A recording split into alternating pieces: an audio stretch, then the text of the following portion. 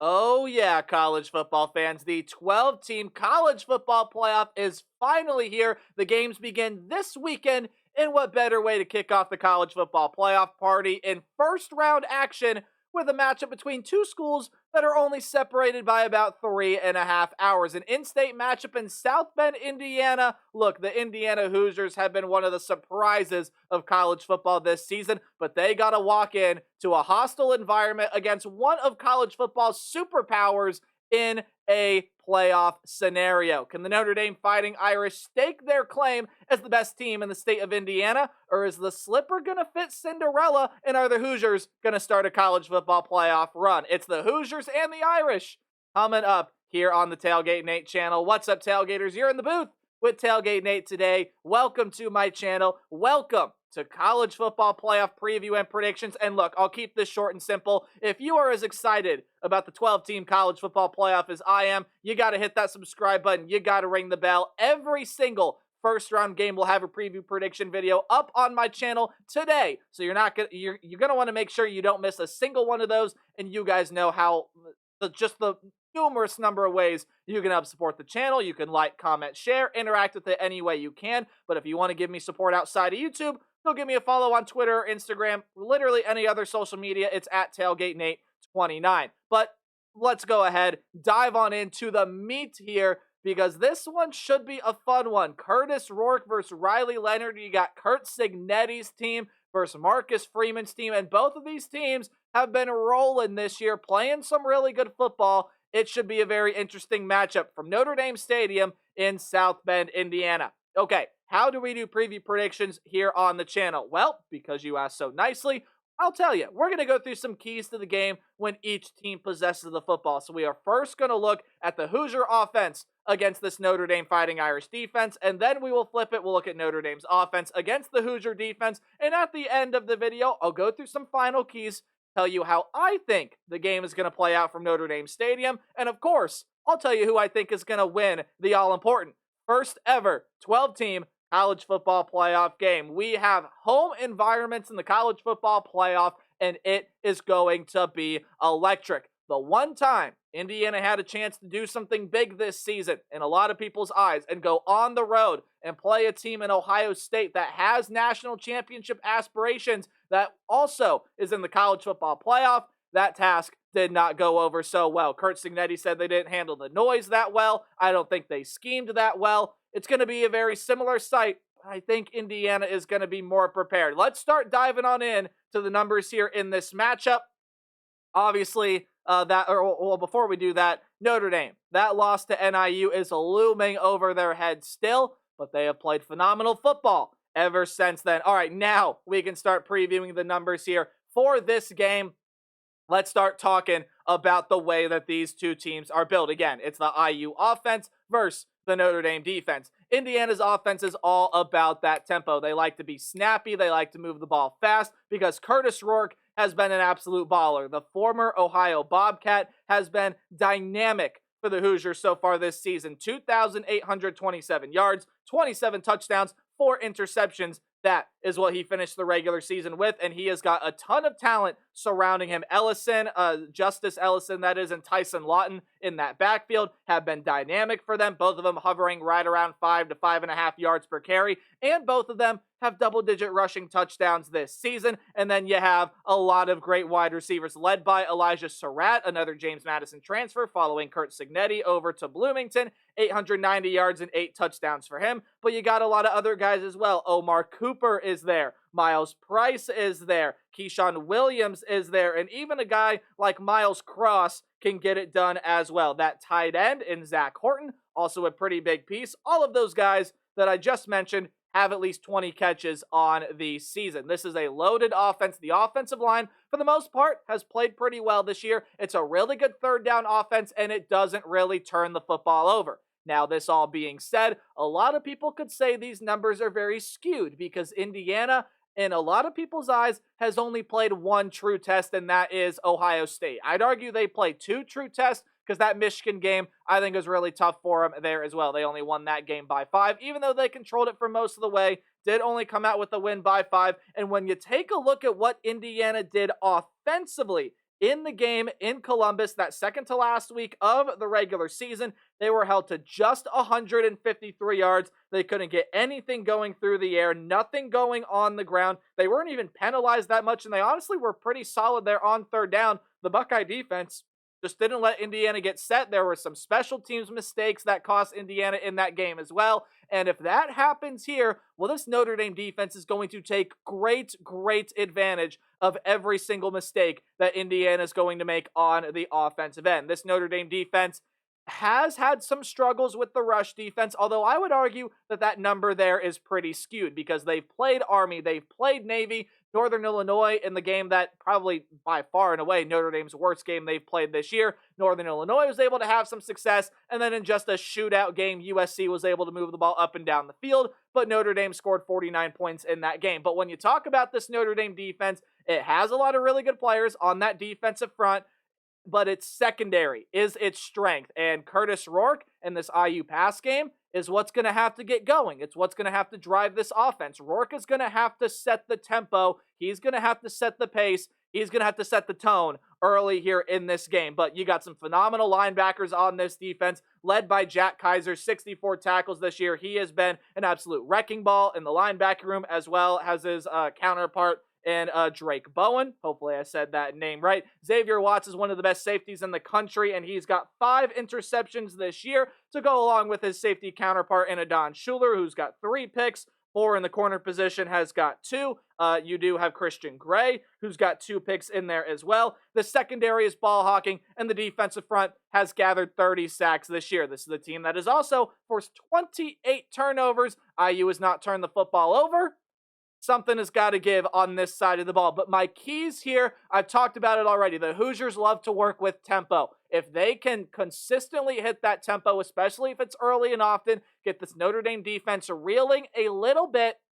Look, besides those 4 opponents that I just mentioned, Northern Illinois, Army, Navy, and USC, Notre Dame has been able to have tremendous success with their run defense. I think Indiana, as much as they want to utilize Curtis Rourke, as much as I think they need to get Elijah Surratt and a lot of those other wide receivers open on the outside and be able to generate some big plays with them, that's going to be really hard to do against the secondary. You got to set the tone running the football, and I think the tempo is going to work in Indiana's favor, especially if they're able to set that tempo early and they're able to get Notre Dame playing their speed early, because I think at that point, Indiana could jump out to an early lead here in this game. But again, you just heard me say it. The IU rush offense versus the Notre Dame rush defense. I think that is the biggest unit-on-unit matchup that we have to watch out for here. This Indiana offensive front against the Notre Dame defensive front. Ohio State and Michigan have both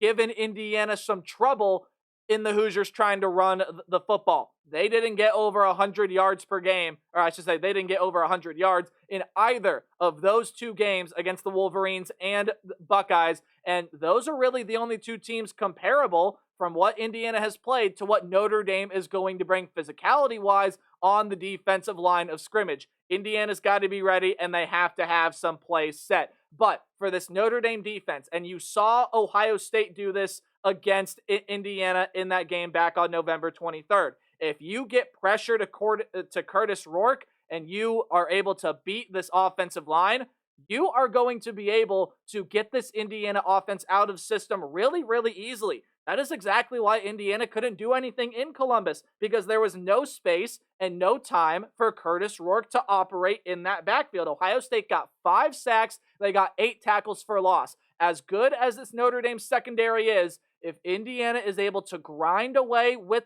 the ground game, Curtis Rourke is a phenomenal decision maker. He's going to hit his passes, pressure Curtis Rourke, make him get the ball out of his hands early, and disrupt that offensive tempo and flow, and Notre Dame should be just fine defensively. This is a stout defensive unit that's going to be great on third down. It's going to force some pressure, and the secondary, as you've heard me say before, is one of, if not the best in college football. Now, when you move over to the side of the Notre Dame Fighting Irish offensively, let's talk about the Duke transfer in Riley Leonard. It was a slow start to the season for Riley Leonard, but it just seems like every single game Riley Leonard played this year, he got better at throwing the football in this system, and he especially got more efficient and more effective at running the football as this season went along. And I feel like every single game that Riley Leonard has played this year, he's gotten better and better and better.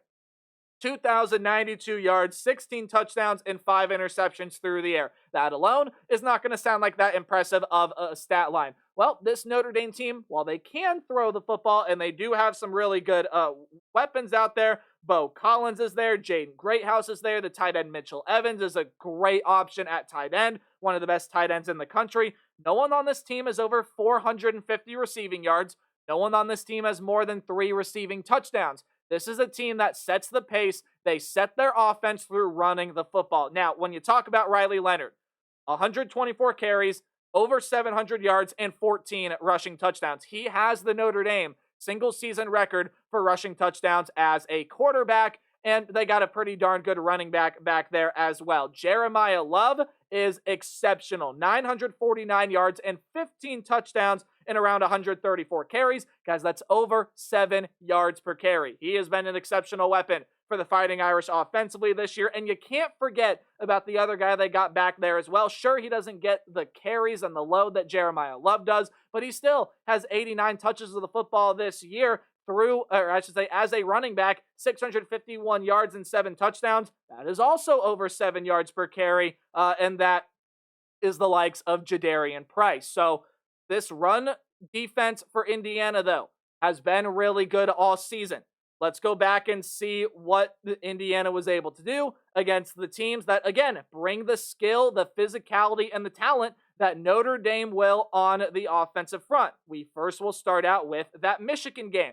What did this Indiana run defense hold the Michigan Wolverines to on the ground? Hey, pretty darn good. 69 yards was all that Indiana allowed Michigan to get on the ground. As far as the Ohio State game goes, Ohio State got 115 yards and averaged 4 yards per carry. If that is the recipe, Ohio State carried the ball 29 times in that game. You can probably say Notre Dame's going to carry the ball 40 times, and if they get 4 yards per carry, that's 140 rushing yards, and I don't think that plays into the Hoosiers' favor. Now, I do think that Riley Leonard is going to have to hit some shots here. I do think that he's going to have to utilize the passing game as much as Notre Dame wants to set the tempo on the ground. For the most part this season, Indiana's been a really good run defense, and it does have a lot of really good pieces up on that defensive front. Not only at being able to defend the run, but being able to get home to the quarterback as well. They have 33 sacks on the season, none better than Mikhail Kamara. Hopefully I'm saying that name right. 10 sacks is what he has got this year. James Carpenter, he has got 5 sacks, and a bunch of other guys have at least 2.5 sacks on the season. The linebacker room led by an absolute workhorse, a great leader in the junior Aiden Fisher. He's got over 100 tackles this year, and a ton of guys that can get and really affect this game through the pass defense and in the secondary, such as guys like Asbury, Pons, as well as Hardy in the linebacker position. Farrell has 4 interceptions this year.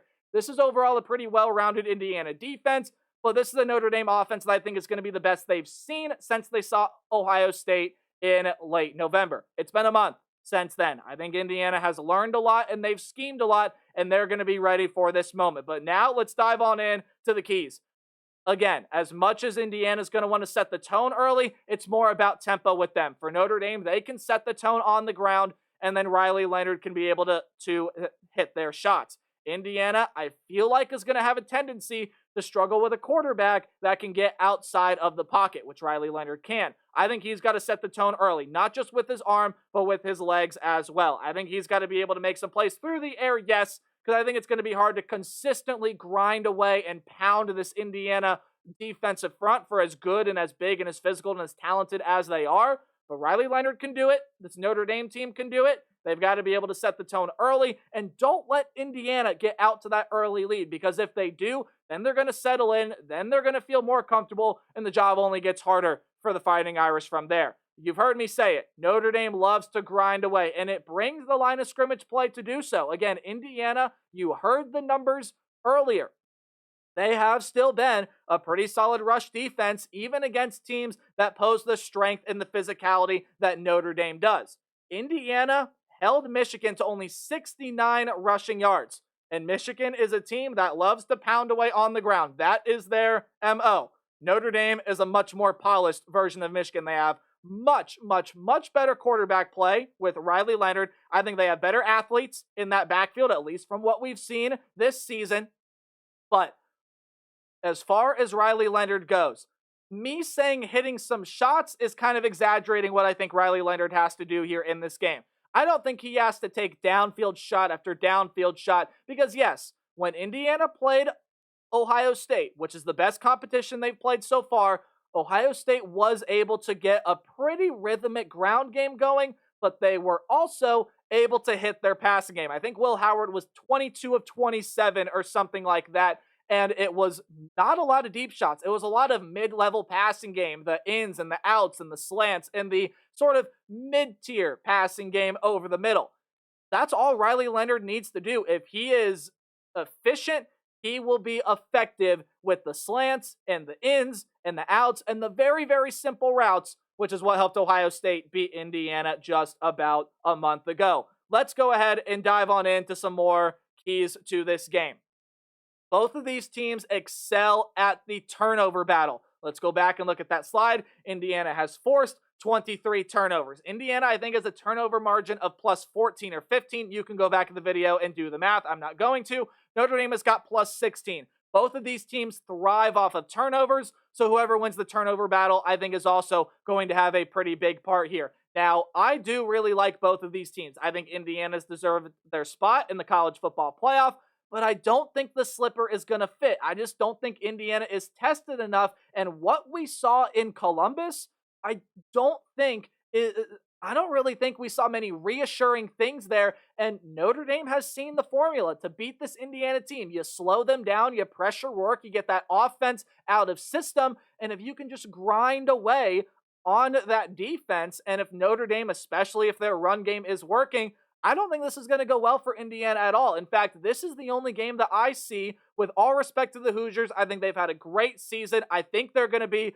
a really good team in the Big Ten as long as Curt Cignetti is there. I think this is the one game where I just kind of see it getting out of hand. Now, I know a 15-point spread on the scoreboard is not really getting out of hand, but I do think this is the game that Notre Dame controls from start to finish. Yes, Indiana can get out to a hot start, but I don't think that's going to happen.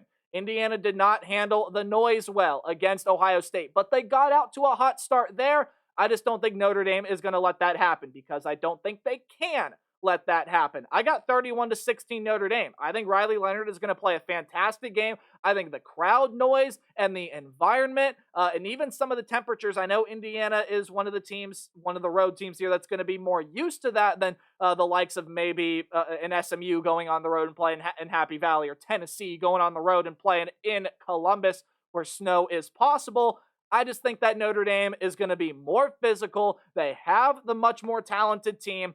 And I think this is the game that Notre Dame is going to win pretty handily. Again, 31-16. I want to know what you guys think about this game in the comment section down below. And hey, don't forget, remember to play hard but tailgate harder. We'll see all you guys in the next video. Again, we got more first round games to predict. Goodbye.